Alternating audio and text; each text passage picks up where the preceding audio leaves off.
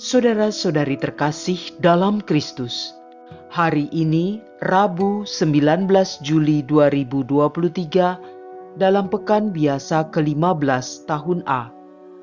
Bacaan dibawakan oleh Renata Putri, Mazmur dilantunkan oleh Gia Cinta Fabiola, dan renungan ditulis oleh Nikolaus Cipto. Selamat menekuni Sabda Allah. Marilah mewujudkan kebaikan bersama untuk hidup dalam damai dan sejahtera.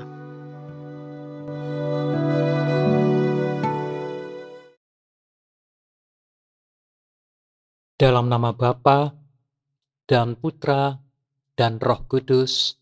Amin. Allah Bapa yang Maha Kasih, Putramu Yesus Kristus telah menjadi sabdamu yang hidup, sabda yang menjadi pedoman keselamatan dan hidup kami. Terima kasih Bapa atas segala rahmat yang sudah Kau curahkan kepada kami, sehingga kami dapat mendengar dan melaksanakan sabdamu pada hari ini. Berkatilah kami, sehingga sabdamu dapat menjadi makanan rohani bagi jiwa kami. Amin. Bacaan dari Kitab Keluaran, bab 3, ayat 1 sampai dengan 6, dilanjutkan ayat 9 sampai dengan 12. Di tanah Midian, Musa biasa menggembalakan kambing domba Yitron mertuanya, imam di Midian. Sekali peristiwa, Musa menggiring kawanannya ke seberang padang gurun dan tiba di gunung Allah, yaitu Gunung Horeb. Lalu malaikat Tuhan menampakkan diri kepadanya dalam nyala api yang keluar dari semak duri. Musa melihat-lihat, dan tampaklah semak duri itu menyala, tetapi tidak dimakan api. Musa berkata, "Baiklah aku menyimpang ke sana dan menyelidiki penglihatan hebat itu. Mengapa semak duri itu tidak terbakar?" Ketika dilihat Tuhan bahwa Musa menyimpang untuk memeriksanya, berserulah Allah dari tengah-tengah semak duri itu kepadanya, "Musa, Musa." Musa menjawab, "Ya Allah." Lalu Tuhan bersabda, "Jangan mendekat, tanggalkanlah kasutmu dari kaki, sebab tempat di mana engkau berdiri itu tanah kudus." Tuhan bersabda lagi, "Akulah Allah ayahmu, Allah Abraham, Allah Ishak, dan Allah Yakub." Musa lalu menutupi mukanya sebab ia takut memandang Allah. Lalu Tuhan bersabda, "Sekarang seruan Israel telah sampai kepadaku. Juga telah kulihat betapa kerasnya orang Mesir menindas mereka. Maka sekarang pergilah, aku mengutus engkau kepada Firaun untuk membawa umatku, orang Israel, keluar dari Mesir." Tetapi Musa berkata kepada Allah, "Siapakah aku ini? Maka aku harus menghadap Firaun dan membawa orang Israel keluar dari Mesir." Lalu Tuhan bersabda, "Bukankah aku akan menyertai engkau? Inilah tanda bagimu bahwa aku yang mengutus engkau. Apabila engkau telah membawa bangsa itu keluar dari Mesir, maka kalian akan beribadah kepada Allah di gunung ini." Demikianlah sabda Tuhan.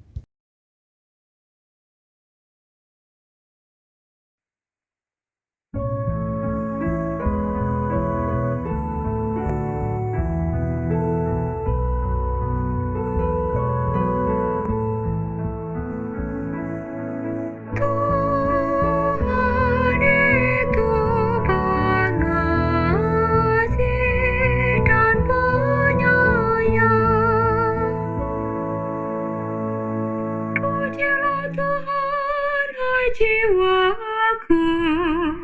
Pujilah namanya yang kudus, hai segenap batinku. Pujilah Tuhan, hai jiwaku. Janganlah lupa akan segala kebaikannya. Tuhan itu pengasih dan penyayang. Dialah yang mengampuni segala kesalahanmu, yang menyembuhkan segala penyakitmu. Dialah yang menebus hidupmu dari liang kubur dan memahkotai engkau dengan kasih setia dan rahmat. Tuhan itu pengasih dan penyayang. Tuhan menjalankan keadilan dan hukum bagi segala orang yang diperas. Ia telah memperkenalkan jalan-jalannya kepada Musa dan memaklumkan perbuatan-perbuatannya kepada orang Israel. Tuhan itu pengasih dan penyayang.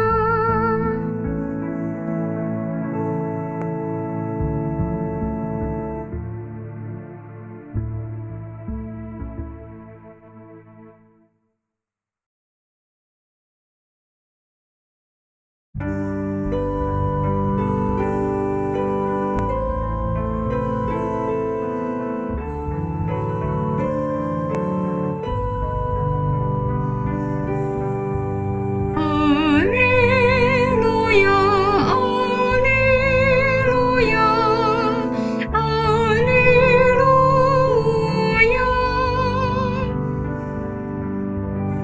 Terpujilah Engkau Bapa, Tuhan langit dan bumi, sebab misteri kerajaan Kau nyatakan kepada orang kecil. Alleluia, alleluia, alleluia.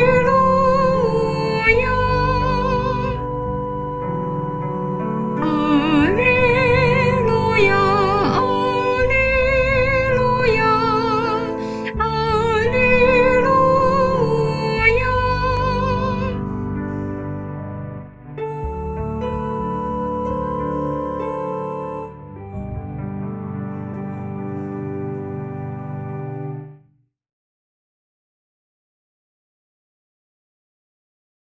Inilah Injil suci menurut Matius, bab 11 ayat 25 sampai dengan 27. Sekali peristiwa, berkatalah Yesus, "Aku bersyukur kepadamu ya Bapa, Tuhan langit dan bumi, sebab semuanya itu Kau sembunyikan bagi orang bijak dan orang pandai, tetapi Kau nyatakan kepada orang kecil. Ya Bapa, itulah yang berkenan di hatimu. Semua telah diserahkan oleh Bapa-Ku kepadaku, dan tidak seorang pun mengenal anak selain Bapa, dan tidak seorang pun mengenal Bapa selain anak, serta orang-orang yang kepadanya anak berkenan menyatakannya." Demikianlah sabda Tuhan.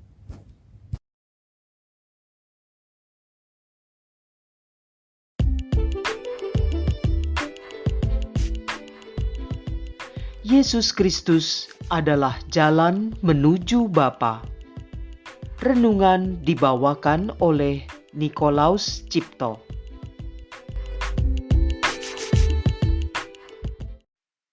Bapak, Ibu, dan saudara-saudari yang terkasih dalam Kristus. Pada masa itu, di tahun 700-an sekitar abad ke-8, tepatnya di Saint Longinus di kota Lanciano, Italia, ada seorang imam yang diketahui berasal dari Ordo Basilius yang mungkin masih meragukan tentang transubstansio, yaitu perubahan di mana menurut ajaran gereja Katolik, roti atau hosti dan anggur yang digunakan dalam sakramen Ekaristi menjadi bukan hanya sebuah tanda atau simbol, tetapi juga adalah tubuh dan darah Yesus Kristus dalam kenyataan yang sebenarnya. Lalu ketika imam mengucapkan kata-kata konsekrasi, tubuhnya bergetar dan berguncang hebat. Di hadapan umat, ia menunjukkan apa yang telah terjadi. Hosti telah berubah menjadi daging dan anggur menjadi darah. Imam sungguh terkejut. Sesudah terjadinya hosti berubah menjadi daging dan anggur berubah menjadi darah, Uskup Agung memerintahkan untuk menyelidiki apa yang telah terjadi. Darah mengental menjadi 5 gumpalan darah yang berbeda ukuran, tetapi daging tetap tak berubah. Bapak Uskup Agung mengirimkan timbangan untuk menimbang berat gumpalan darah. Masing-masing gumpalan ditimbang dan didapati bahwa berat masing-masing sama dengan yang lainnya, meskipun berbeda ukurannya. Daging hosti, seperti yang dapat diamati secara sangat jelas sekarang ini, memiliki ukuran yang sama dengan hosti besar yang dipergunakan pada masa kini dalam gereja Latin. Warnanya coklat muda dan tampak berwarna kemerahan apabila disinari dari belakang. Darah mengental dan berwarna seperti tanah, semacam kuning kecoklatan. Sejak tahun 1713, daging disimpan dalam suatu ostensorium perak yang artistik yang diukir halus oleh seorang seniman dari sekolah Neapolitan. Bapak, Ibu, dan saudara-saudari yang terkasih dalam Kristus. Saat-saat tertentu dalam hidup ada penglihatan yang ajaib. Kadang terlihat normal dan biasa, kadang terlihat aneh dan luar biasa. Tetapi jika diperhatikan, benar-benar ada yang luar biasa dan di luar nalar. Rasanya seperti ada getaran perasaan yang menjelaskan bahwa ada yang kudus dalam peristiwa itu.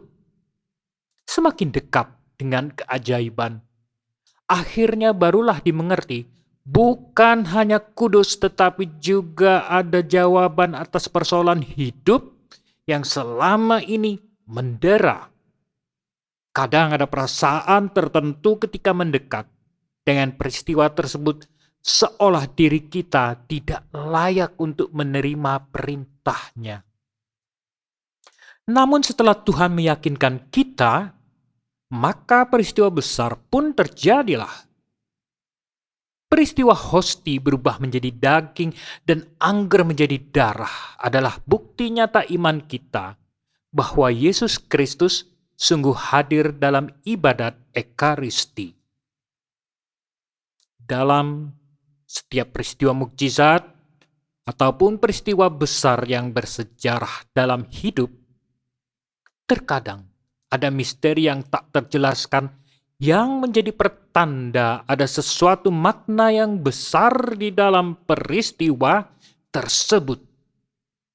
Namun, seorang yang banyak berpikir seringkali justru sulit mengerti karena lebih menggunakan rasio untuk memahami, bukan iman. Peristiwa mukjizat di atas yang terjadi di tengah-tengah liturgi Ekaristi secara jelas menunjukkan bahwa Yesus adalah jalan, sehingga ajarannya, cara hidupnya, contoh-contohnya adalah petunjuk untuk bersatu dengan Allah Bapa. Dan seluruh jalan untuk mencapai Bapa menyatu dengan sempurna dalam diri Yesus. Sehingga jika Yesus tidak berkenan, maka jalan mencapai Bapa pun tertutup. Dengan demikian, percaya kepada Yesus, beriman kepada Yesus, mau mempelajari, memahami, dan bahkan juga melaksanakannya adalah jalan dan kesempatan untuk bisa bersatu dengan Allah Bapa. Marilah berdoa. Syukur ya Tuhan, karena kasih-Mu begitu besar. Aku yang kecil, sederhana dan tidak layak ini, Engkau kasihi begitu dahsyat, sehingga putra-Mu rela hadir untuk kami. Dan sebagai hasilnya, kami yang sebenarnya berdosa dan layak untuk binasa, dan bahkan sebenarnya tidak mampu keluar dari kebinasaan, menjadi terselamatkan dari kehancuran, dan bahkan dapat memiliki jalan untuk kembali bersatu denganmu. Sungguh, suatu anugerah besar yang luar biasa bagi kami. Terima kasih ya Allah, untuk jalan keselamatan melalui Yesus Kristus ini.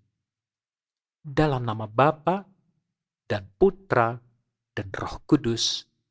Amin.